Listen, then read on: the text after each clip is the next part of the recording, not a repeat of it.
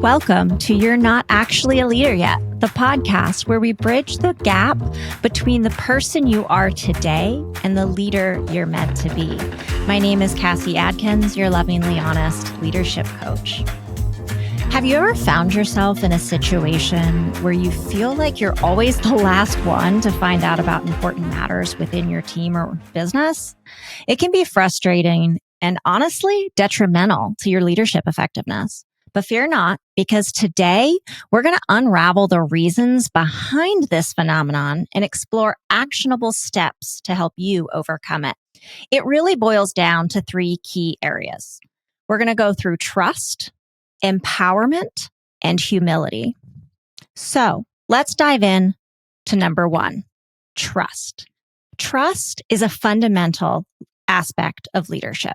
Trust forms the bedrock of any healthy relationship, including the one between a leader and their team. If your team doesn't trust you, they're unlikely to confide in you or keep you in the loop.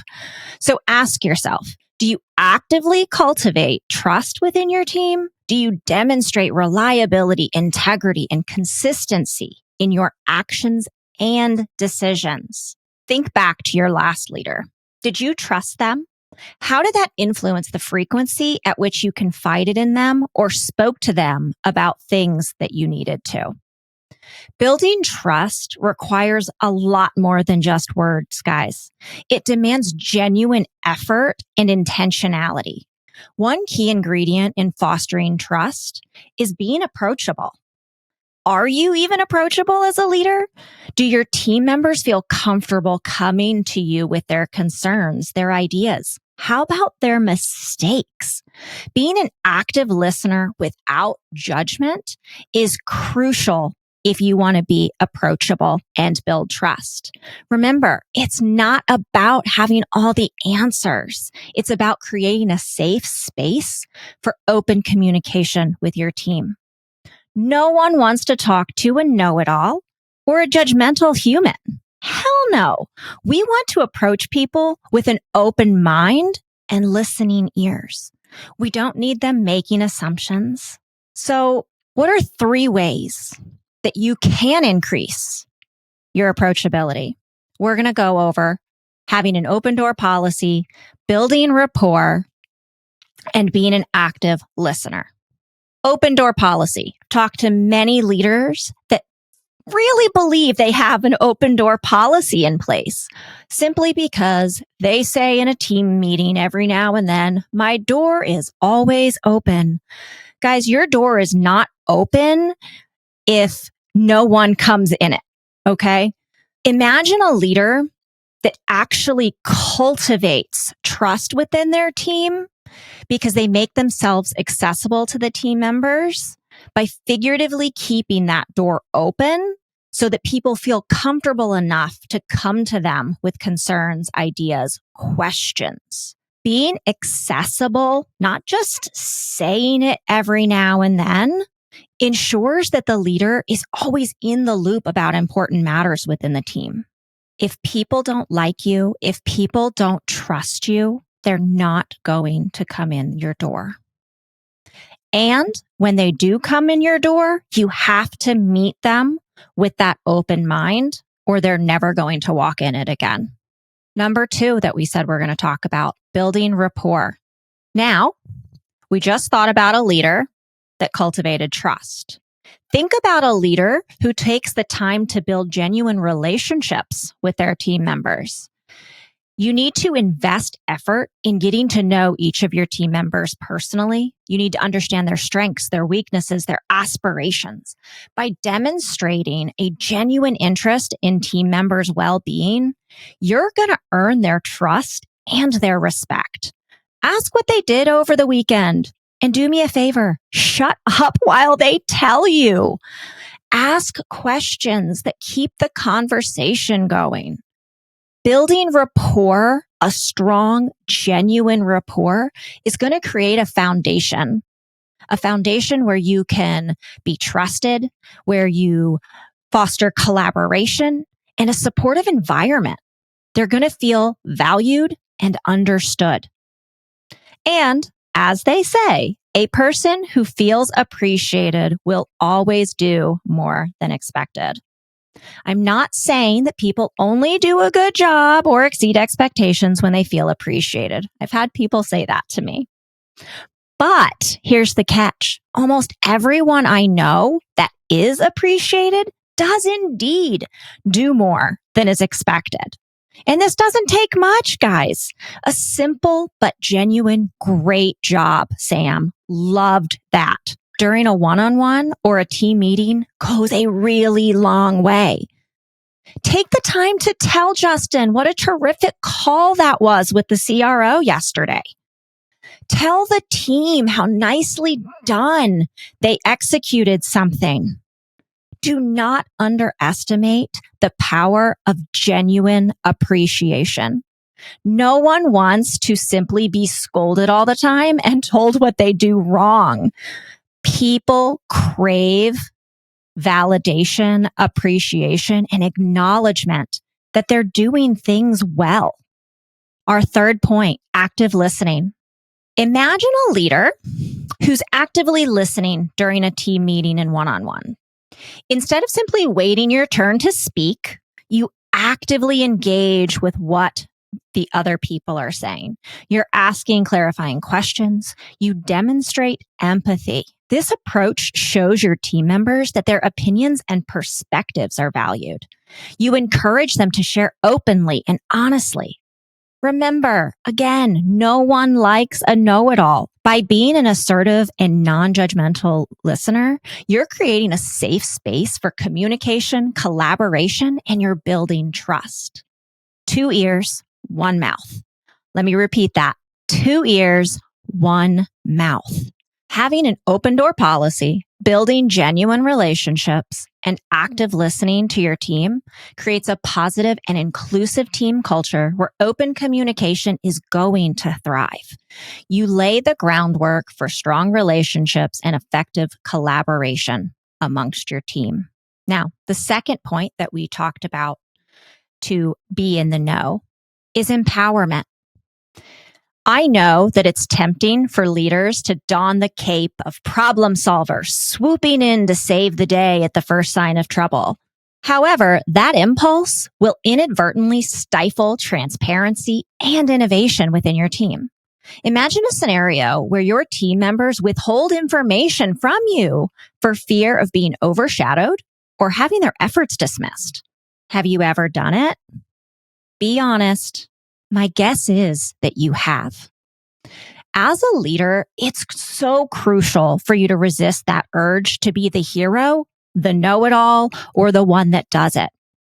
Instead, embrace the power of listening and offering support without assuming any level of control. Sometimes the most impactful form of leadership is simply being present, lending an empathetic ear, and then empowering others to find a solution on their own. By refraining from constantly intervening, you actually create a culture of trust and collaboration where your team members are going to feel valued and empowered to contribute their insights with you openly. So what are some key benefits of avoiding that urge to solve every problem and simply listen instead? You're going to empower your team members to find solutions. If you notice a recurring issue within your team, instead of immediately stepping in and providing the solution, resist that urge. Instead, convene a team meeting. Encourage open dialogue about the problem, not the solution. Empower each team member to brainstorm and propose solutions. You're going to foster a sense of ownership and accountability when you do this. This approach not only results in innovative solutions, but strengthens trust and collaboration. When the team puts their heads together, they will probably come up with a better solution than you would have. I'm just saying. You also want to support team members' growth. Consider a situation where a team member encounters a challenge in their work. Instead of intervening to solve the problem on their behalf, offer guidance and support. Listen attentively to the team member's concern. Provide some constructive feedback delivered with empathy. Offer resources and mentorship as needed. Refrain from immediately taking over. You're going to demonstrate to your team that they have the ability to do it themselves and succeed. It empowers them to develop problem-solving skills and builds their confidence in their own abilities. You don't want to build a culture of dependency on you. Okay. You have enough to do without hand-holding and solving everyone else's problems. You also need to create space for learning opportunities. Once you've realized and recognized that all problems don't need to be solved immediately, instead of rushing to solve every issue, your team is actually going to start to view challenges as learning opportunities. You can emphasize the importance of experimentation and iteration. It will allow the team members to explore different solutions and learn from their mistakes. By creating a culture where failure is viewed as a stepping stone to success, you're going to foster resilience and innovation within the team. This approach promotes a growth mindset and encourages continual improvement that ultimately is going to drive long-term success for them, your team, and your business. So the takeaway: refrain from solving every problem immediately so that you can empower your team members, foster a culture of learning and growth, and strengthen the trust and collaboration within the team. By embracing this approach, you will not only cultivate a more resilient and innovative team, but you're going to position yourself as a facilitator rather than the sole problem solver. Now, point number 3, humility. This is a crucial yet often overlooked aspect of leadership.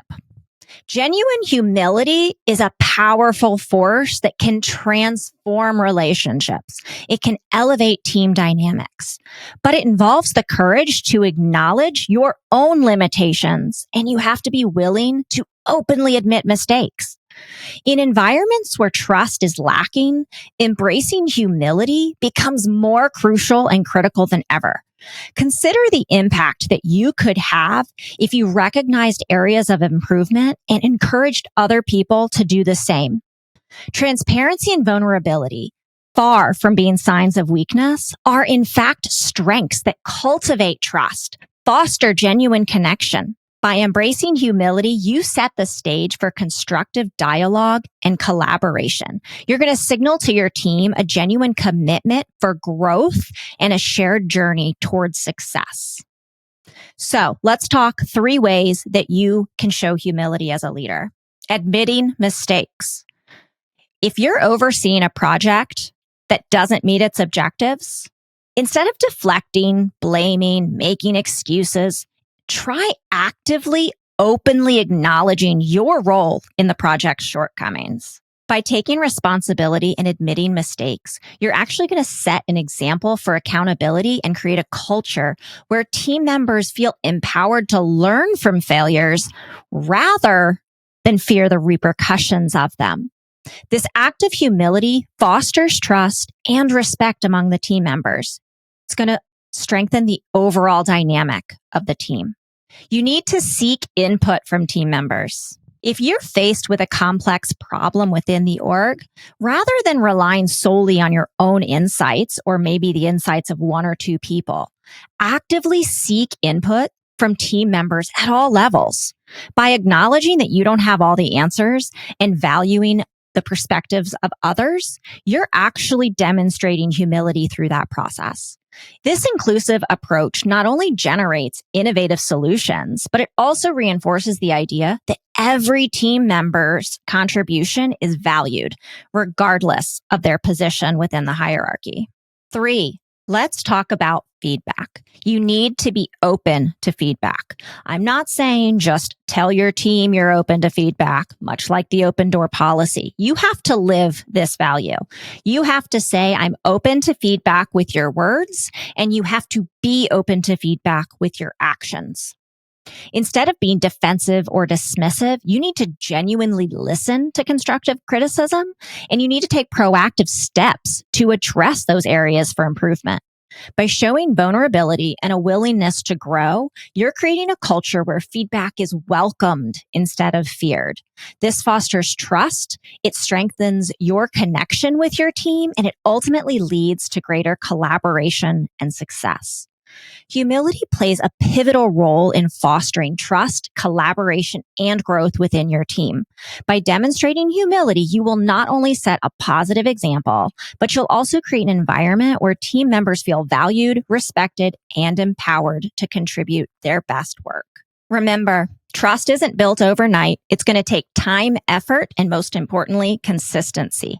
Be patient with yourself and your team as you navigate this journey.